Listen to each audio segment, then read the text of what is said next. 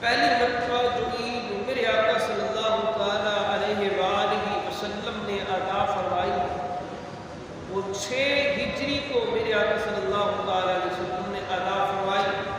اس کے بعد پھر کبھی ترک نہیں فرمایا اس عید کو. حدیث پاک کے اندر آتا ہے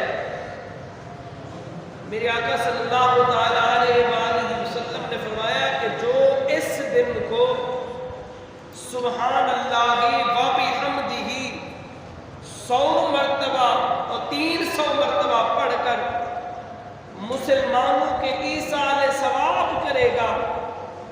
میرے آقا صلی اللہ علیہ وسلم نے فرمایا اللہ کریم ہر مسلمان کی قبر کے اندر 1000 انوار داخل فرمائے گا.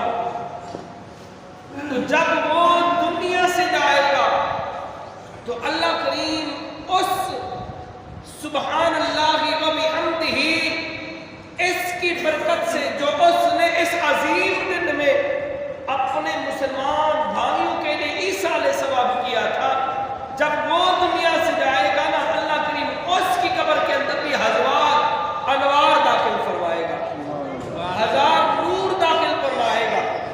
تو اس لیے یہ عظیم دن ہے.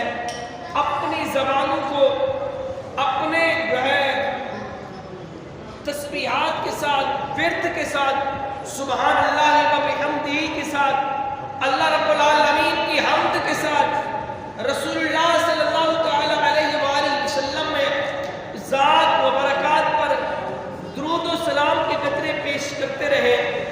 اور یہ والا وظیفہ یاد رکھنا سبحان اللہ و بحمدہ یہ 300 مرتبہ اگر پڑھیں تو تقریباً 10 منٹ لگتے ہیں، اس کا بڑا وقت نہیں لگتا. تو یاد رکھنا یہ عظیم خوشیوں کا دن ہے، رحمت بھرا دن ہے. تو اس عظیم دن کے اندر اپنے ان پیارے کو نہ بھلانا جو اس دنیا فانی سے کوچ کر گئے ہیں، جو کل یہی عید کا دن تھا اور تمہارے تمہارے ساتھ بیٹھا کرتے تھے، اٹھا کرتے تھے، چلا کرتے تھے، ان خوشیوں کے اندر شامل ہوا کرتے تھے.